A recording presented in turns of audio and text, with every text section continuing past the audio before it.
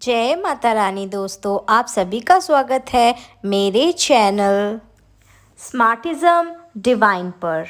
मैं इति आशीष। दोस्तों, आज हम बात कर रहे हैं घर के मुख्य द्वार की। हमें घर का मुख्य द्वार कैसा रखना चाहिए, किस दिशा में रखना चाहिए, हमको कोई दिशा वास्तु दोष तो नहीं लग रहा है, कहीं हमने किसी और दिशा में तो नहीं घर बना लिया है।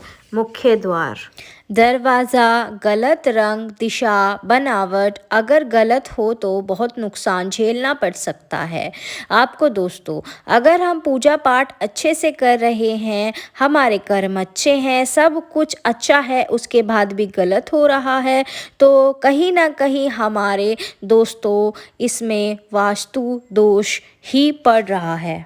तो ऐसे में हम सभी को अपना वास्तु दोष ठीक करने के लिए कुछ छोटी छोटी चीज़ों का ध्यान रखना चाहिए।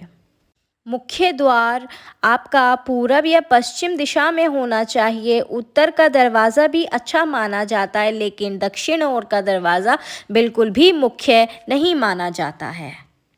अगर आपका दरवाज़ा दक्षिण की ओर है तो कोई बात नहीं, घबराए नहीं। उस दरवाजे के ऊपर आप पंचमुखी हनुमान जी की तस्वीर या फोटो लगा सकते हैं।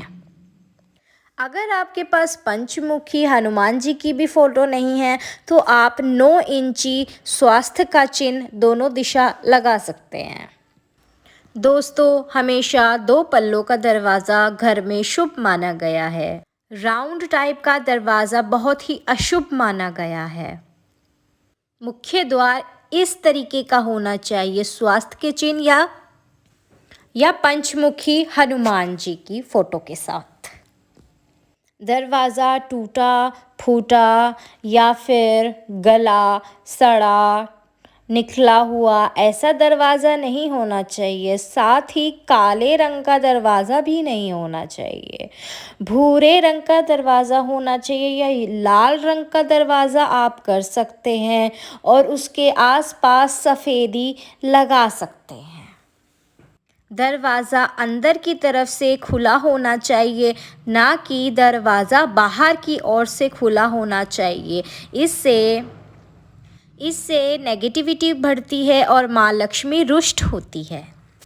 सुबह जब भी आप सोकर उठें तो माँ लक्ष्मी का नाम लेकर अपना मुख्य द्वार खोलिए।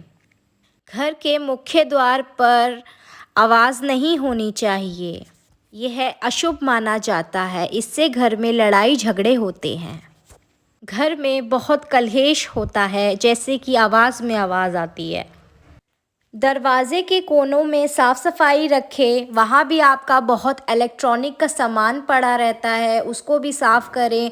आप हमेशा अपना डस्टबिन छोड़ देते हैं, उसको भी वहाँ नहीं रखना चाहिए, घर के पीछे रखना चाहिए या फिर घर के कहीं छुपा के रखना चाहिए। घर के मुख्य द्वार पर भी जूते चप्पल नहीं बाहर छोड़ने चाहिए। अगर छोड़ते हैं उसको लाइन में लगा कर रखें, क्योंकि यह पॉजिटिविटी को आने से रोकता है और घर के अंदर बहुत नेगेटिविटी ले जाता है जूते और चप्पलों के साथ। मेरे प्यारे दोस्तों, सुबह उठने के बाद आप हफ्ते के गुरुवार के दिन ये हल्दी वाला पानी दरवाज़े पर छिड़किए या फिर हर रोज़ या गुरुवार को आप गंगा जल भी छिड़क सकते हैं। साथ ही आम के पत्ते के साथ पूरे घर में भी छिड़काव ज़रूर कीजिए। दोस्तों, अब हम बात करते हैं घर पे तोरण कैसे लगाएं, कौन कौन से लगाएं। इसमें भी कई प्रकार के तोरण हैं, जैसे कि आम के पत्ते की तोरण मुख्य द्वार पर लगाएं। कनेर के पत्तों की तोरण बहुत शुभ मानी गई है। सावन के महीने में बेल पत्र की पत्ते की तोरण बहुत शुभ है। सावन के 4 महीने में तो अति शुभ मानी गई है। दोस्तों, तोरण को सबसे शुभ माना गया है। जहाँ तोरण होती है वहाँ माँ लक्ष्मी का वास होता है।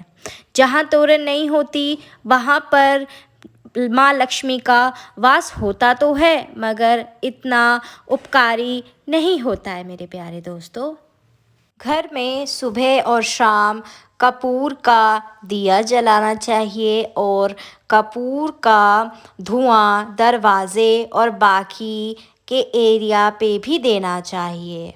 आइए अब आखिरी और महत्वपूर्ण पार्ट वीडियो का। आप लोटे के पानी को रात में घर के मुख्य द्वार पर रात के कोने पे रख दें। जब सुबह उठे तो वही जो जल है उसको या तो आप फ्लश कर दें या गंदी नाली में वापस से गिरा दें। इससे आपके घर की जितनी भी रात की या जो नेगेटिविटी है वो सारी फ्लश हो जाएगी और गंदे नाली में बह जाएगी और रह जाएगी तो बस पॉजिटिविटी। उम्मीद करती हूँ मेरे प्यारे दोस्तों, अगर आपको ये वीडियो अच्छी लगे तो इसको लाइक शेयर एंड सब्सक्राइब करना ना भूलें। धन्यवाद मेरे प्यारे दोस्तों।